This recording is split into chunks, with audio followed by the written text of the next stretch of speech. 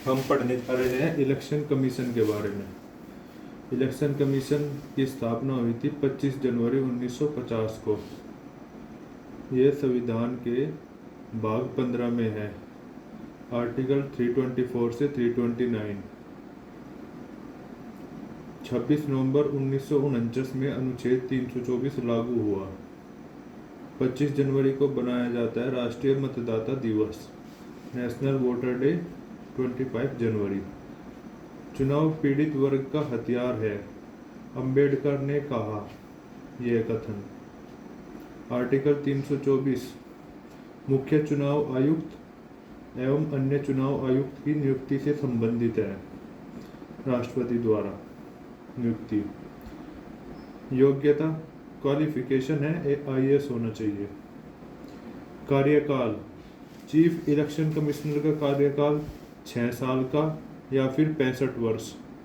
Other election commissioner का कार्यकाल 6 साल या फिर 62 वर्ष। 1950 से 15 अक्टूबर 1989 तक चुनाव आयोग एक सदस्य संस्था था, सिंगल मेंबर बॉडी। 1950 से लेकर 1989 तक 16 अक्टूबर 1989 में चुनाव आयोग पहली बार बहुसदस्य संस्था बना। चीफ इलेक्शन कमिश्नर थे उस time RVS Peri Shastri. Other election commissioners जो 2 आए, SS धनोबा, VS सहगल। धनोबा और सहगल की जोड़ी। 1 जनवरी 1990 दोबारा चुनाव आयोग सदस्य संस्था बना। चीफ चुनाव आयुक्त थे उस समय VS रमा देवी। प्रथम महिला मुख्य चुनाव आयुक्त भी VS रमा देवी है। फिर 10 अक्टूबर 1993 को उन्हें चुनाव आयोग बहुसदस्य संस्था बना। मुख्य चुनाव आयुक्त थे उस समय TN शेषन और अन्य चुनाव आयुक्त थे 2 MS गिल और GVS कृष्णमूर्ति। वर्तमान तक चुनाव आयोग बहुसदस्य संस्था चल रहा है 1993 से लेके। वर्तमान मुख्य चुनाव आयुक्त कौन है? ज्ञानेश कुमार। चुनाव आयोग द्वारा किस किस का चुनाव कराया जाता है? राष्ट्रपति, उपराष्ट्रपति, लोकसभा, राज्यसभा, विधानसभा, विधान परिषद। 6 के चुनाव कराए जाते हैं। एक बार फिर बता रहे हैं, राष्ट्रपति, उपराष्ट्रपति, लोकसभा, राज्यसभा, विधानसभा, विधान परिषद। कार्य क्या है चुनाव आयोग का? मतदाता सूची तैयार करना, शांतिपूर्ण चुनाव कराना, चुनाव चिन्ह देना, चुनाव घोषणा। लोकसभा एवं राज्यसभा राष्ट्रपति, विधानसभा एवं विधान परिषद चुनावी घोषणा करता है राज्यपाल।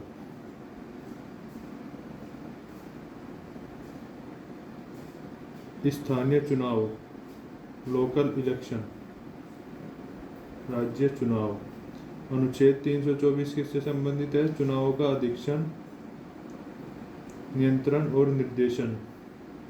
अनुच्छेद 325 किसी भी नागरिक की जाति, धर्म, वंश, जन्म स्थान, लिंग के आधार पर न तो वोटर लिस्ट में शामिल किया और न ही हटाया जाएगा। 326 लोकसभा एवं विधानसभा के चुनाव वयस्क मताधिकार के आधार पर। 61वां संविधान संशोधन 1988 मतदाता की आयु 21 वर्ष से घटाकर 18 वर्ष कर दिए संविधान संशोधन ने। यह लागू हुआ 1989 में। 324 आर्टिकल तो हो गया। Superintendence, direction and control are vested in the election commission in related to elections. फिर article 325 provisions not to include any particular person in the voter list on the basis of religion, caste, gender and not to disqualify him for voting on the basis of these. फिर article 326 election to the Lok Sabha and Legislative Assembly of each state will be on the basis of adult franchise. फिर article 327 power of parliament to make laws with respect to election by the legislature. फिर है power article 328, power of legislature of a state to make laws for their election. फिर article 329, bar to interference by courts in electoral matters. और 25 जनवरी national voters day. Election notice Lok Sabha, Rajya Sabha, राष्ट्रपति, विधानसभा, विधान परिषद, राज्यपाल। VN ताराकुंडे समिति 1980, इसने सिफारिश की थी मतदाता आयु 21 वर्ष घटाकर 18 वर्ष करने की। फिर ये 61 वर्ष विधान संशोधन 1988 से संबंधित है और लागू हुआ 1989 में। वोटर एज रिड्यूस कर दी 21 से 18 साल। Establishment of state election commission 1980 में। और क्या क्या वीएन ताराकुंडे समिति ने, making the election commission multi member, maintenance of accounts of candidates, allotment of time for publicity on radio and television. जो दूसरी समिति संबंधित है इलेक्शन से वो है दिनेश गोस्वामी समिति। इसने सिफारिश की ईवीएम का प्रयोग, यूज ऑफ ईवीएम। और क्या सिफारिश किया, मतदाताओं को फोटो युक्त परिचय पत्र, voter ID card with photo, रिक्त स्थानों को 6 माह में भरे जाने की सिफारिश, दिनेश गोस्वामी समिति। इसके बाद आई 1990 में दिनेश गोस्वामी समिति, वीएन ताराकुंडे समिति 1980 में और केसनथानम समिति 1964 में।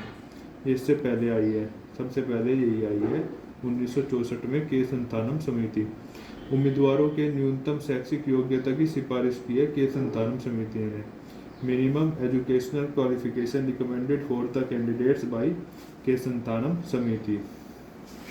ईवीएम का आविष्कार किया है एमवी हनीफा ने। ईवीएम के फुल फॉर्म है electronic voting machine, registered on 15 October 1980।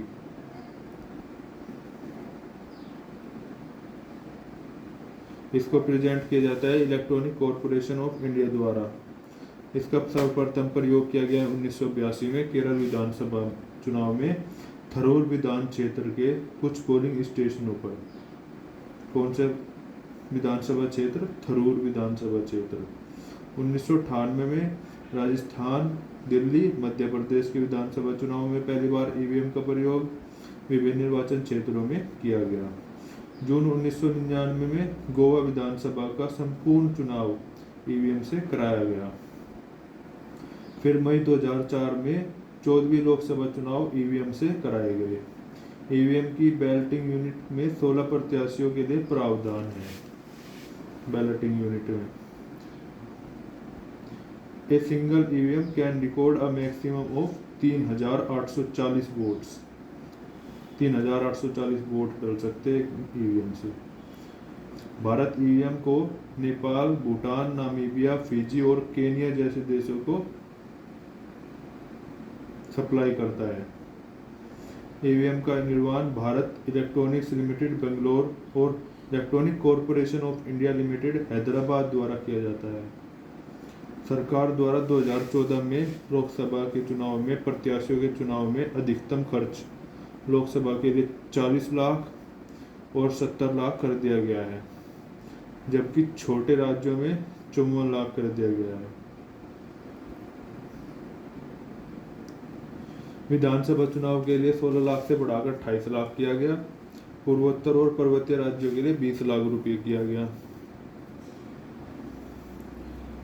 आम आदमी पार्टी के लीडर अरविंद केजरीवाल, बहुजन समाजवादी पार्टी के लीडर मायावती, भारतीय जनता पार्टी के लीडर जेपी नड्डा, वर्तमान में कोई और बन गया है, ये बदल चुके हैं JP Nadda ji. Communist party of India का है Prakash Karat. Indian national Congress के मल्लिकार्जुन खड़गे, नेशनल पीपल्स पार्टी के कोनराड संगमा।